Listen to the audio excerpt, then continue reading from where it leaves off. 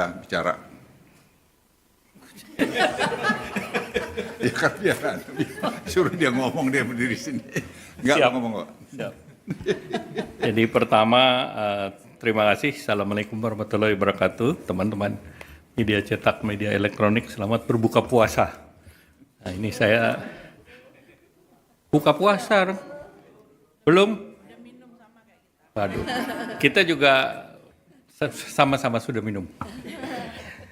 Saya tadi Pak Ketua Dewan Ekonomi Nasional, Pak Luhut, menyampaikan laporan kepada Pak Presiden, dan di sini ada Bu Mari, Pak Bu Menteri Keuangan, Pak Katib, seluruh dari DEN.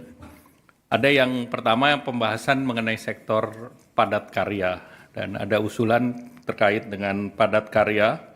Karena sektor padat karya yang utama tekstil, produk tekstil, kemudian juga aparel, itu kontribusi terhadap ekonomi Indonesianya cukup besar, dengan ekspor lebih dari 2 miliar dolar, tenaga kerjanya hampir 4 juta orang. Nah, ini memerlukan perbaikan, terutama terkait dengan perizinan, karena masih ada investor yang ingin masuk di sektor tekstil dan produk tekstil ini. Dan Indonesia sebetulnya sudah naik kelas ke produk-produk yang nilainya lebih tinggi atau high value added. Dan baik itu di sepatu, kemudian di tekstil, dan Indonesia menjadi salah satu hub yang diandalkan. Nah, oleh karena itu tadi arahan Pak Presiden untuk terkait dengan ketersediaan bahan baku, terkait dengan illegal import, terkait dengan supply chain, itu untuk dipermudah dan disederhanakan. Jadi arahan pertama tentu pemerintah harus melihat dari keseluruhan supply chain dan juga melakukan harmonisasi daripada tarif yang sudah dilakukan. Dan kedua, kita merespons terhadap barang yang didumping melalui tindakan anti-dumping. Nah, ini beberapa langkah yang kita akan lakukan, dan ditambah lagi tentu barang-barang ini adalah barang-barang yang kompetitif. Nah, kompetitif terhadap pesaing kita baik di Thailand, di Vietnam, maupun yang terakhir yang menikmati besar itu Bangladesh. Sehingga kita harus melakukan terus deregulasi dan debirokratisasi maupun permudahan izin untuk pengembangan, termasuk terkait dengan AMDAL. Sehingga tentu ini akan ditangani, dan pemerintah tentu akan membentuk semacam satgas di mana ini akan dilakukan percepatan. Yang kedua, tadi arahan Pak Presiden juga untuk program padat karya ini dibuatkan PSN program. Jadi proyek strategis nasional berupa program untuk sektor padat karya, sehingga investasi bisa cepat masuk. Yang ketiga, di tengah ketidakpastian di geopolitik, tentu pasar kita harus terus dijaga. Dan kalau kita lihat memang pasar terbesar tekstil, produk tekstil ini adalah di EU, yang besarnya marketnya sekitar hampir 30% dari demand global. Amerika sekitar 15%, dan the rest of the world sisanya. Sehingga menjadi penting tadi EU SEPA segera bisa diselesaikan. Karena dengan EU SEPA bisa diselesaikan, berdasarkan pengalaman Vietnam misalnya, ekspornya naik 50%. Sehingga itu juga menjadi catatan dari Pak Presiden. Nah, selanjutnya untuk usaha menengah kecil, pemerintah sudah merumuskan paket untuk revitalisasi permesinan. Nah, revitalisasi permesinan ini regulasinya dalam waktu dekat akan keluar, di mana pemerintah sudah menyediakan 20 triliun untuk subsidi investasi. Karena kalau mesinnya tidak diperbaiki, daya saing baik dari penggunaan energi maupun produksi, speednya akan lebih lambat. Oleh karena itu, pemerintah sudah siapkan kredit investasi untuk sektor padat karya, tekstil, produk tekstil, sepatu, makanan, minuman, furniture, kulit, itu bisa menggunakan skim itu untuk 8 tahun, dan bunganya disubsidi sebesar 5%. oleh pemerintah. Jadi berapapun kredit investasi perbankan, pemerintah potong 5%. Nah, selanjutnya tentu kita berharap bahwa dengan sektor padat karya ini bisa ditangani dengan baik. Kita berharap lapangan kerja bisa tercipta dan kita menargetkan dengan sesudah EU SEPA ini diharapkan industri ini akan kembali bergeliat. Selanjutnya kami kembalikan Pak Ketua Den. Tadi Presiden sudah memberikan instruksi untuk kita melakukan deregulasi di banyak hal. Jadi seperti tadi dilaporkan Pak Dede, pada tahun 80-an pemerintah juga pernah melakukan itu. Itu bisa meningkatkan ekspor kita sampai 20%. Dan sekarang kita kerjakan dan sudah mulai tim dari tempat Pak Erlangga dan tempat Den itu bekerja sama untuk menyiapkan masalah deregulasi ini. Saya kira ini perintah yang jelas dan akan ditindaklanjutin minggu depan ini ratas untuk itu, sehingga dengan demikian bisa segera diumumkan langkah-langkah. Artinya tidak ada akan mengurangi rekomendasi-rekomendasi yang itu menjadi penghambat terhadap industri-industri yang mau masuk ke Indonesia. Seperti tadi misalnya TPT tadi, sepatu garment tadi, itu bisa menciptakan mungkin beberapa ratus ribu lapangan kerja dalam beberapa waktu ke depan. Karena mereka tuh semua siap. Itu yang tadi bisa, terus apa lagi Dek? Udah. Mari.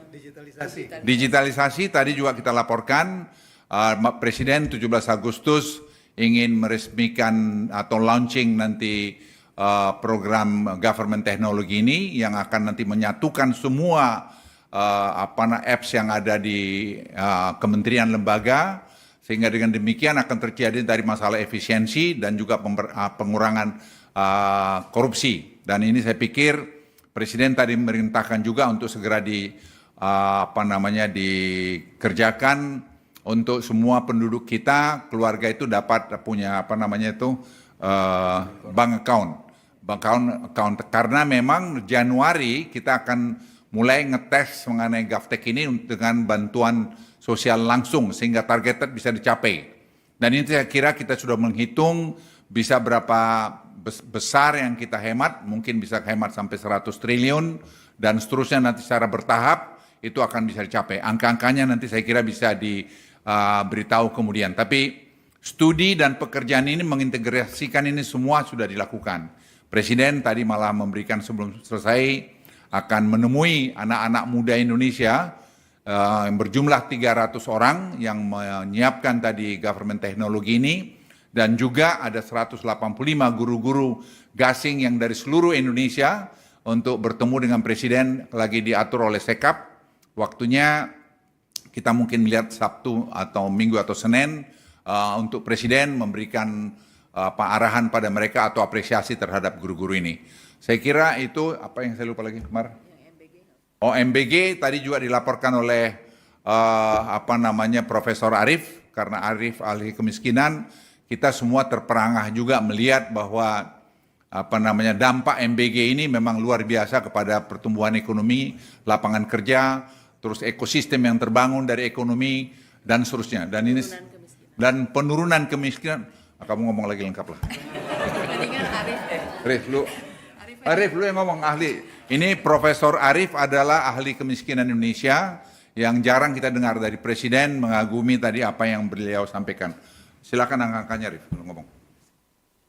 Saya rasa kami dari DEN menyampaikan kajian tentang potensi dari dampak MBG ini terhadap penyerapan tenaga kerja, juga kemiskinan. Jadi intinya program ini sangat bagus sekali dalam konteks Projobs, jadi menciptakan lapangan pekerja baru itu sampai 1,9 juta. Lalu kemudian Propur, jadi kemiskinan itu bisa berkurang sampai menjadi 5,8% kalau ini roll out-nya benar. Ketimpangan juga akan sangat berkurang. Teman-teman bayangin aja ya, kalau 3 orang anak, satu keluarga punya 3 orang anak, itu dia dapat per bulannya bisa dapat 600.000 dari MBG. PKH aja itu sekitar 200-an ribu, BPNT aja 200-an ribu. Jadi sangat tidak mungkin ini tidak besar impaknya. Semua paham itu, cuman kita melakukan kajian secara kuantitatif. Nah, tapi poinnya adalah karena ini sangat progresif, maka kita harus pastikan roll out-nya berjalan dengan baik. Gitu. Salah satu yang kita usulkan, salah tiga, itu adalah kita segera melakukan business process review. Lalu audit rutin oleh BPKP.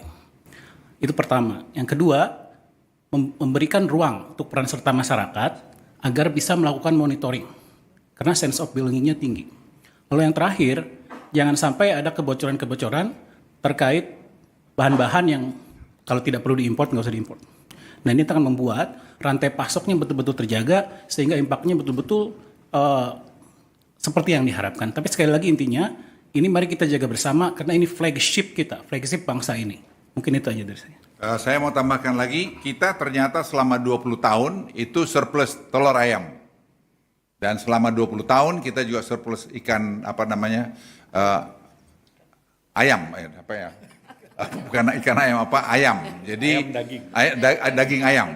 Jadi dengan tadi program ini itu semua terserap akan jadi menggerakkan ekonomi juga dalam telur dan bidang juga tadi ayam. Ini baru kita tahu setelah jalan nih, jujur. Jadi setelah Pak Prof. Arief itu melakukan studi dengan tim melihat ke bawah dan kami sepakat tadi dengan Bappenas dan juga Badan Gizi untuk bersama-sama melakukan pengawasan sini. Misalnya bikin tray-nya itu tray-nya itu tidak boleh diimpor, suruh bikin lokal. Karena itu kita lihat masih ada buatan luar.